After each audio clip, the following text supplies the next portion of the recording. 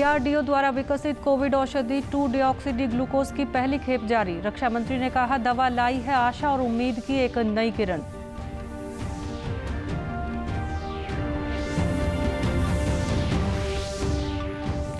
प्रदेश में पुलिस प्रशासन द्वारा कड़ाई से करवाया जा रहा है लॉकडाउन का पालन। मास्क न लगाने वालों के काटे जा रहे हैं चालान।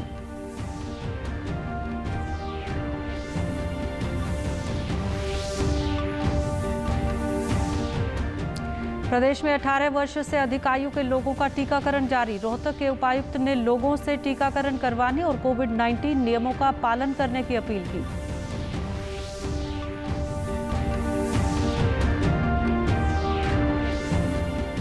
और लॉकडाउन में प्रधानमंत्री गरीब कल्याण अन्न योजना आर्थिक रूप से कमजोर लोगों के लिए हो रही है लाभकारी सिद्ध। नमस्कार, मैं मंजू सिंधु और अब खबरें विस्तार से। भारत में कोरोना संक्रमित मरीजों के लिए डीआरडीओ द्वारा विकसित एंटी कोविड दवा 2-डिऑक्सी ग्लूकोज लॉन्च कर दी गई है। रक्षा मंत्री राजनाथ सिंह और केंद्रीय स्वास्थ्य मंत्री डॉक्टर हर्षवर्धन ने दवा की पहली खेप जारी की। दवा के लॉन्चिंग के मौके पर दिल्ली एम्स के निदेशक डॉक्टर रणदीप गुलेरिया को पहली खेप सौंपी गई। केंद्रीय स्वास्थ्य मंत्री डॉक्टर हर्षवर्धन ने दवा की लॉन्चिंग पर कहा कि ये दवाई कोरोना के प्रकोप को कम करने में बड़ी भूमिका निभाएगी।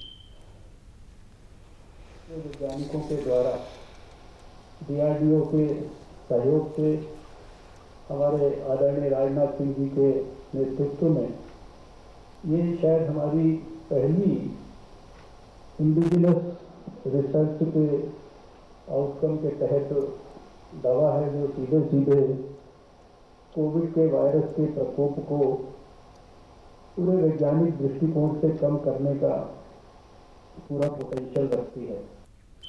वहीं रक्षा मंत्री राजनाथ सिंह ने इस मौके पर सभी वैज्ञानिकों को बधाई दी और कहा कि ये दवा उम्मीद की एक नई किरण लेकर आई है। ये दवा देश के वैज्ञानिकों की क्षमता को दर्शाती है।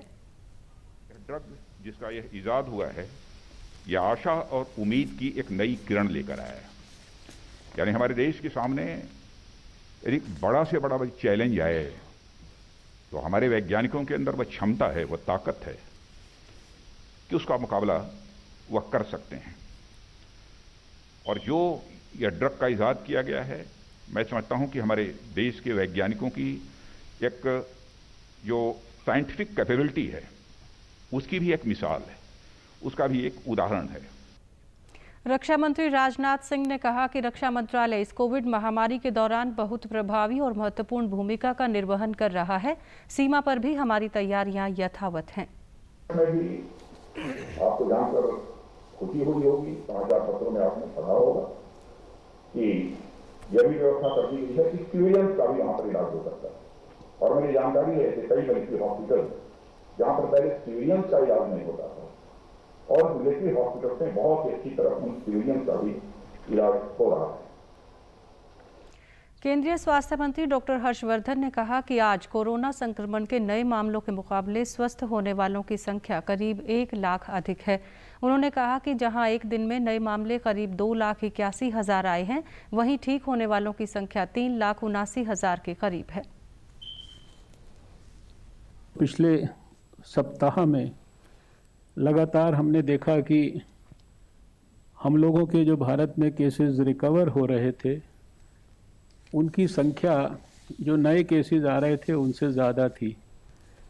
पहले सप्ताह में 4 दिन लगातार हमने ऐसा समय देखा जब 4 लाख से ज़्यादा केसेस लगातार आते रहे। लेकिन आज का दिन मैंने कहा कि सुखद अनुभूति का इसलिए भी है क्योंकि आज लगभग 1 लाख केसेस की रिकवरी ज़्यादा हुई है नए केसेस के मुकाबले। नए केसेस अगर 2,81,000 हुए हैं तो रिकवरीज लगभग 3,79,000 के करीब हुई हैं। प्रदेश में कोरोना संक्रमण के सक्रिय मामलों की संख्या 90,000 से अधिक और कोरोना संक्रमण से स्वस्थ होने वालों की संख्या 5,97,000 से अधिक हो गई है।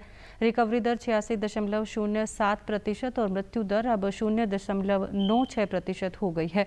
प्रदेश में अब तक लगभग 48 लाख से अधिक व्यक्तियों का टीकाकरण हो चुका है। प्रदेश में जारी लॉकडाउन का पानीपत में पुलिस प्रशासन द्वारा सख्ती से पालन करवाया जा रहा है। उप पुलिस अधीक्षक ने बताया कि सरकार द्वारा जारी कोरोना दिशा निर्देशों का पूर्णतया पालन करवाया जा रहा है। मास्क न लगाने वाले व्यक्तियों के चालान किए जा रहे हैं। उन्होंने कहा कि इस बात का खास ध्यान रखा जा रहा है कि कोई भी व्यक्ति बेवजह घर से बाहर न निकले और सभी कोरोना संबंधी नियमों का पालन करे। तो पुलिस टोटली काबू नहीं कर सकती जब तक आम पब्लिक कोऑपरेट नहीं करेगी। और कोऑपरेट करना किसको करना, खुद को ही तो कोऑपरेट करना है, अपनी सुरक्षा ही तो करनी है। उतना भी हम नहीं कर सकते तो बड़े दुर्भाग्यशाली हम। अगर हम ऐसा समझते हैं कि मेरे को कुछ नहीं होगा, कोई जेम्स बॉन्ड नहीं है, पता नहीं किसको कहाँ से इन्फेक्शन लग जाए और उसके बाद कोई फिर ठीक पछतावा के अलावा कुछ नहीं बचता है।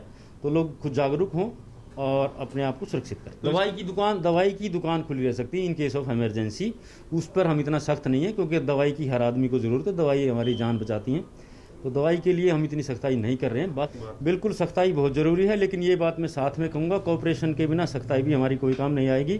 कोऑपरेट बहुत ज़रूरी है। और कोऑपरेशन मैं फिर रिपीट करता हूँ, आदमी के खुद के लिए कोऑपरेशन है, ये किसी और के लिए कोऑपरेशन नहीं है। जिला वासियों ने लॉकडाउन का समर्थन करते हुए कहा कि कोरोना संक्रमण पर रोकथाम लगाने के लिए ये एक आवश्यक कदम है। अच्छा काम कर रही है सरकार।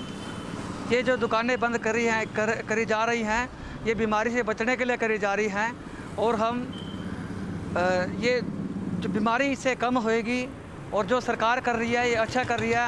हम प्रशासन के साथ हैं। कोरोना कर्फ्यू शुरू हुआ है। हाँ जी ठीक है, कोई दिक्कत वाली बात नहीं है। जनता के लिए बढ़िया है, सरकार बढ़िया काम कर रही है और ठीक है, हमारे लिए अच्छा काम है क्योंकि भाई बीमारियों से बचेंगे।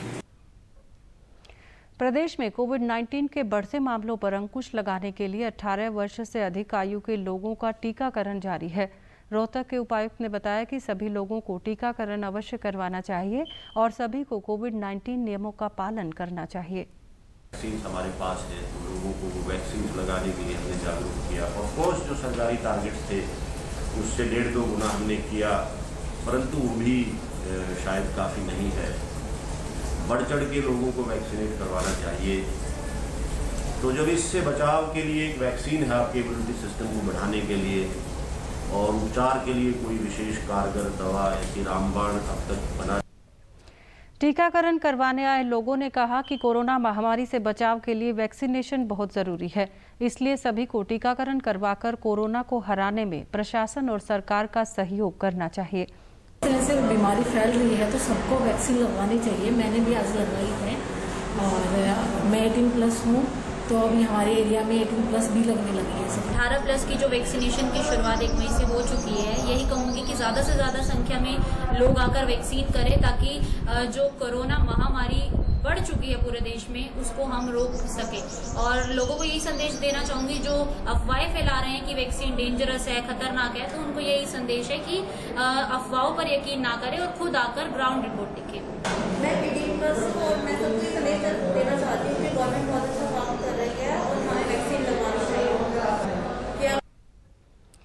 प्रधानमंत्री गरीब कल्याण अन्न योजना आर्थिक रूप से कमजोर लोगों के लिए बड़ी लाभकारी सिद्ध हुई है। कोरोना महामारी की दूसरी लहर के चलते गरीब परिवारों को मई और जून माह के लिए इस योजना के तहत 5 किलो अनाज मुफ्त दिया जा रहा है। कुरुक्षेत्र के जिला खाद्य एवं आपूर्ति अधिकारी ने बताया कि इस योजना के तहत गरीब लोगों को 5 किलोग्राम अनाज प्रति सदस्य मुफ्त वितरित किया जा रहा है। उन्होंने कहा कि जिले में 5 लाख से ज्यादा लोगों को इस योजना का लाभ मिलेगा।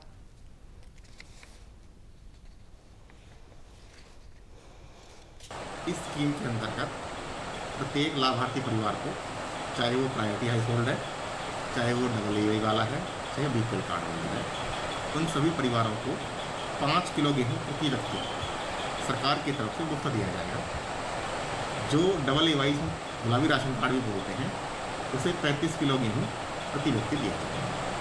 लाभार्थियों ने बताया कि कोरोना जैसी आपदा के समय इस योजना से उनको बहुत सहारा मिला है। उन्होंने निःशुल्क राशन उपलब्ध करवाने पर सरकार का आभार भी जताया। योजना के तहत से यहाँ पे जो 5 किलो गेहूँ मिल रहा है, यहाँ मैं प्रधानमंत्री का सही दिल से धन्यवाद करती हूँ। मैं प्रधानमंत्री जी का धन्यवाद करता हूँ। प्रधानमंत्री जी की तरफ से फ्री में कणक मिल रही है और हरियाणा सरकार की तरफ से 2 रुपये किलो के हिसाब से कणक मिल रही है और 1 रुपये किलो के हिसाब से बाजरा मिल रहा है। सरकार की तरफ से कणक गेहूँ मिल रहे हैं, रोटी की समस्या गरीब आदमियों की बहुत ख़त्म होगी। सरकार का बड़ा धन्यवाद। जो सरकार ने फ्री की भी दे रखी है कणक 5 किलो, और वैसी कणक 3 किलो कणक 2 किलो बाजरा, 2 रुपये किलो कणक और 1 रुपये किलो बाजरा मिल रहा। सरकार का बहुत बड़ा धन्यवाद। प्रधानमंत्री का जो फ्री में ये 5 किलो कणक मिल रही है, उसका बहुत धन्यवाद। और डिपो वाले का भी बहुत टाइम से बुला के मैसेज करके बुला लेता है और समय पे माने सब चीज़ मिल जाती है।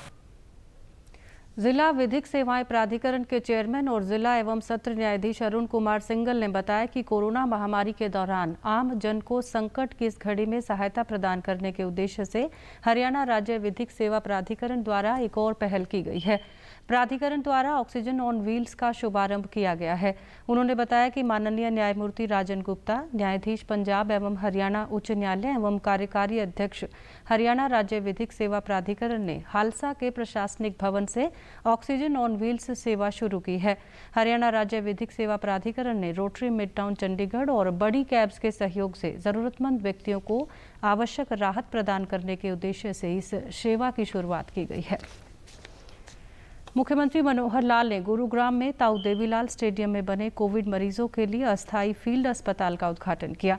उन्होंने वेदांता ग्रुप, गिव इंडिया और डॉक्टर्स फॉर यू सामाजिक संस्था के सहयोग से बने 100 बेड की क्षमता वाले अस्थायी फील्ड अस्पताल और M3M CII और इंडियन एयरफोर्स के सहयोग से बनाए गए 300 बेड की क्षमता वाले कोविड केयर सेंटर का भी उद्घाटन किया। मुख्यमंत्री ने बताया कि कोविड मरीजों के इलाज के लिए इंफ्रास्ट्रक्चर बढ़ाने में सामाजिक संस्थाएं आगे आ रही हैं। उन्होंने कोविड मरीजों के लिए कोविड केयर सेंटर और अस्थायी फील्ड अस्पताल बनाने में सहयोग देने वाली सभी सामाजिक संस्थाओं और उद्योगों का आभार जताया। मुख्यमंत्री ने बताया कि अब प्रदेश में कोविड मरीजों के लिए विभिन्न अस्पतालों में ऑक्सीजन, वेंटिलेटर और ICU सहित 19,000 बेड की व्यवस्था हो गई है। साथ ही ऑक्सीजन की सप्लाई भी बढ़ाई गई है। जो जिंदल स्टेनलेस स्टील की जो गैस बनती है, जहां गैसियस फॉर्म में हम ऑक्सीजन का उपयोग कर सकते हैं, उसका उद्घाटन किया। पानीपत में 500 बेड का हॉस्पिटल, जहां IOC का जो हमारा प्लांट है गैस ऑक्सीजन प्रोडक्शन का, वहाँ पर उसका उद्घाटन किया है। और अभी यही समय जो हमारा जो ताऊ देवीलाल स्टेडियम के अंदर 100 बेड का जो फील्ड हॉस्पिटल, इसका उद्घाटन किया है, जिसमें 80 ऑक्सीजन के बेड हैं और 20 इसमें ICU के बेड्स हैं। और ऐसे ही जो और भी आज उद्घाटन 2 मुझे करने हैं, कल भी कुछ करने हैं। उसमें एक तो सेक्टर 67 में M3M 300 बेड का ये सब ऑक्सीजन बेड होंगे, जहां कंसंट्रेटर भी बड़ी मात्रा में होंगे, उसका उद्घाटन करना है। फिर सेक्टर 14 में कल सुबह गवर्नमेंट कॉलेज में 100 बेड का सभी ऑक्सीजन बेड होंगे, इसका उद्घाटन किया जाएगा। और कल ही फरीदाबाद में एक मेट्रो हॉस्पिटल में 100 बेड के हॉस्पिटल यानी बेड का कोविड बेड वो विस्तार कर रहे हैं, पहले से भी वहाँ चल रहा है हॉस्पिटल, उसका उद्घाटन किया जाएगा। बहुत स्थान से हमको ऑफर्स आ रही हैं कि हम भी अपना हॉस्पिटल बना देते हैं, हम भी हॉस्पिटल बना देते हैं। तो इस अवसर पर तो आज ये जो वेदांता ग्रुप द्वारा 100 बेड का ये हॉस्पिटल बनाया जा रहा है, इस समय में वेदांता ग्रुप का, फिर साथ में गिव इंडिया जो 3 करोड़ की जिन्होंने सहायता की है, उनका भी मैं धन्यवाद करता हूँ। डॉक्टर्स फॉर यू एक NGO है, जहाँ से डॉक्टर्स और सब यहाँ लगाए जा रहे हैं। बड़ी संख्या में डॉक्टर्स, नर्सेज, पैरामेडिक्स, इनको काम दिया गया है। तो वो सारा बड़ी यानी तन्मयता से, एक प्रकार का समर्पण भाव से ये लोग काम कर रहे हैं। कोई इनको आर्थिक तौर पर किसी प्रकार का लाभ नहीं चाहिए। एक संस्था है, NGO है, तो इस नाते से काम कर रहे हैं। इनका सबका मैं बहुत बहुत धन्यवाद करता हूँ। DD न्यूज़ हरियाणा पर देश और प्रदेश से जुड़ी खबरों को विस्तार से जानने के लिए आप हमारे साथ फेसबुक, ट्विटर और यूट्यूब के माध्यम से भी जुड़ सकते हैं। हमसे जुड़ने के लिए आप हमारे सोशल मीडिया हैंडल को भी फॉलो कर सकते हैं। अब आप अपने मोबाइल फ़ोन से QR कोड स्कैन कर हमारे यूट्यूब चैनल पर सीधे पहुंच सकते हैं। अंत में इस बुलेटिन के मुख्य समाचार एक बार फिर।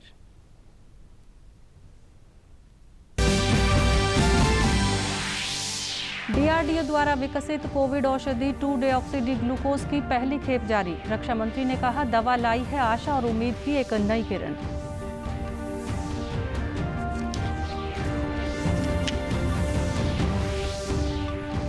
प्रदेश में पुलिस प्रशासन द्वारा कड़ाई से करवाया जा रहा है लॉकडाउन का पालन। मास्क न लगाने वालों के काटे जा रहे हैं चालान।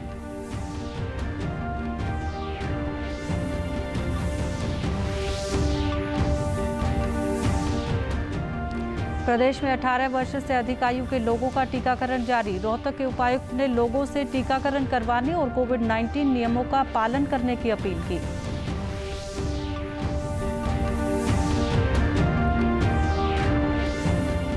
और लॉकडाउन में प्रधानमंत्री गरीब कल्याण अन्न योजना आर्थिक रूप से कमजोर लोगों के लिए हो रही है लाभकारी सिद्ध।